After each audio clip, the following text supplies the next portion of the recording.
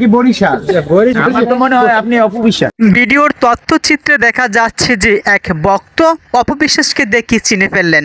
তিনি বলছেন, আমার তো মনে হয় আপনি অপবিশ্বাস। ভক্ত এমনই হওয়া উচিত, তার অভিনেতাকে, তার অভিনেত্রীকে, তার তারকাকে অবশ্যই যেন দেখলেই মুহূর্তের মধ্যে চিনে পেলেন। অপবিশ্বাস তিনি শুটিং সেটে দাঁড়িয়েছিলেন এবং দুইজন ভক্ত তারা অপবিশ্বাসকে দেখেই অনেক দূর থেকেই অপবিশ্বাসের গাড়ির নিকট আসলেন। তখন তারা বলতেছেন, আমার তো মনে হয় আপনি অপবিশ্বাস। অপবিশ্বাস ও তার ভক্তদেরকে মানবতা দেখাতে ভুল করেননি। ভক্তদের সঙ্গে তিনি দীর্ঘক্ষণ কথাও বলেছেন। অপবিশ্বাস তিনি শুনতে পাওয়া গেছে যে বলেছেন, আপনি মালয়েশিয়া থেকে কেন চলে এসেছেন? এক ভক্ত তিনি বলেছেন, আমি দীর্ঘদিন মালয়েশিয়া কোয়ালালামপুর কাজ করেছিলাম। তখন অপবিশ্বাস হৃদয়ে অনেকটাই আঘাত পেয়েছে মনে হয়েছিল। তখনই বলছে, আপনি মালয়েশিয়া থেকে কেন চলে এসেছেন? তখনই সেই ভক্ত বলছে, যখন করোনা মহামারীতে লকডাউন ছিল তখনই আমার দেশে আমি চলে আসি, আর তখনই আমার চাকরিটা চলে যায়।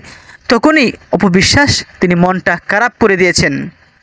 তখন অপবিশ্বাস এবং তার সঙ্গে থাকা আরও অনেকেই তখন বলছিল যে না, উনি অপবিশ্বাস না। তখন দুই ভক্ত তারা বলছেন, আমি চিনি অপবিশ্বাসকে, অনেক পূর্বে অপবিশ্বাসের সিনেমা আমি দেখেছি।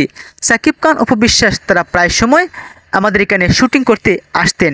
লোকটা, সেই ভক্তটা বেশি দূরের না, সেই ভক্তটা হলো নেত্রকোনার। সেই ভক্ত বললেন, আমার বাড়ি নেত্রকোনা, আমি সাকিব এবং অপবিশ্বাসকে খুব ভালোভাবেই চিনি। অপবিশ্বাস ও ভক্তদেরকে ভালোবাসা দেখাতে ভুল করেননি। তিনি জিজ্ঞেস করলেন, আপনি কেমন আছেন, কোথা থেকে আসছেন, দিনকাল কেমন কাটছে? তখন সেই ভক্তরা রীতিমতোই বলছে, আলহামদুলিল্লাহ, দিনকাল ভালোই কাটছে। তখন অপবিশ্বাসের পরবর্তী শুটিং কি, অপবিশ্বাস তিনি কেন গিয়েছিলেন সেখানে, সেই ভক্তরাও কুশল বিনিময় করেন। প্রিয় দর্শক শ্রোতা, এই ছিল অপবিশ্বাসকে দেখে দুই ভক্ত মুহূর্তের মধ্যে চিনে ফেলেন। অপবিশ্বাসও ওনার মানবতা দেখালেন, জিজ্ঞেস করলেন, আপনি কি করছেন? তখন বলছেন, মালয়েশিয়া ছিলাম, কোয়ালালামপুর, আমি সেখানে নাইট গার্ডের কাজও করেছি। তখন বললেন, হঠাৎ করে আপনি কেন মালয়েশিয়া থেকে চলে আসলেন?